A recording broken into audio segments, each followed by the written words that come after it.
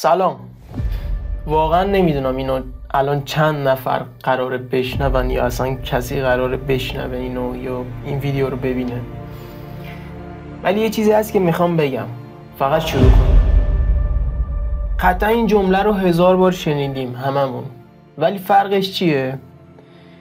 من خودم سالها این جمله رو شنیدم، حتی گاهی مینوشتمش روی کاغذ، میزدم رو دیوار اتاقم که هر روز ببینمش، ولی هیچ وقت واقعا عمل نمی کردم بهش. دلیل ساختن این ویدیو و ساختن این چنلم همینه که فقط شروع کرده باشم. قبل از هر چیز بگم که من این ویدیو رو قبل از این با چهرم ضبط کرده بودم، ولی اونجوری که میخواستم حقیقتش نشد و باز هم میخواستم صبر بکنم تا اون شرایطش پیش بیاد، اون حداقلی که توی ذهنم پیش بیاد تا شروع کنم. ولی خب گفتم چه بهتر که خودمم به این ویدیو عمل کنم، یعنی فقط شروع کنم، و این شد که این اولین ویدیو داره ساخته میشه. ولی فهمیدم اگه قرار باشه منتظر روزی باشم که همه چی به بهترین شکل بخواد پیش بره، هیچ وقت نمیرسم، هیچ وقت شروع نمیکنم. تو روانشناسی جمله‌ای هست که میگه ما آدما بیشتر از این که از شکست بترسیم، از این میترسیم که یک فرصت رو از دست بدیم. حالا یه سوال دارم ازت، اگه این همون لحظه‌ای باشه که باید تصمیم بگیری چی؟ یه جمله‌ای تو این استا میخوندم، نوشته بود شجاعت یعنی ترسیدن اما حرکت کردن.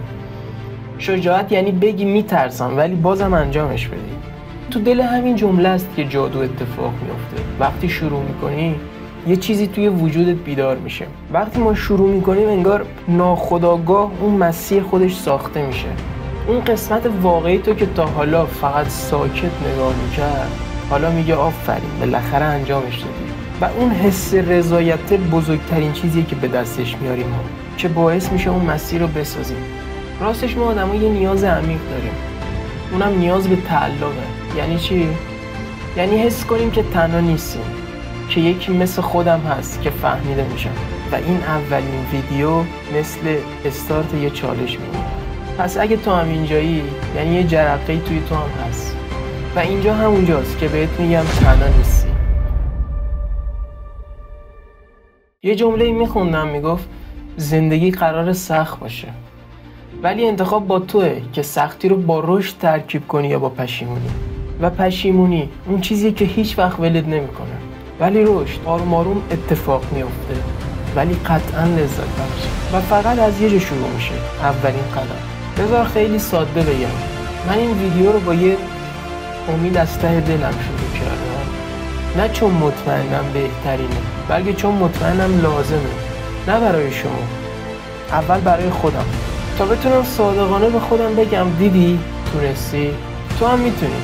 بشین بنویس، رکورد کن هر کاری که ته دلت مدت هاست منتظرشی و هی به خاطرش امروز و فردا میکنی. اینو یادت باشه، قرار نیست هیچ وقت اون روزی بیاد که همه چی به بهترین شکل باشه تا تو کارتو انجام بدی. و در آخر اگه حس کردی این ویدیو برات یه تلنگر کوچیک بود، یه چیزی رو لمس کرد در دلت، این یعنی تو هم جزو اونایی هستی که میخوای فرق داشته باشن. پس اگه این مسیر برات جذابه، خوشحال میشم منو دنبال کنی و با هم توی این مسیر رشد کنیم. این ویدیو رو هم آپلود میکنم و میذارم به عنوان اولین ویدیو، به عنوان اولین قدم که همیشه بمونه که من از اینجا شروع کردم و مطمئنم یه روز دیگه برمیگردم به این ویدیو تو همین چنل اشاره میکنم که من 0-0 بودم وقتی اون ویدیو رو ساختم. خوشحال میشم تو این مسیر کنار هم باشیم.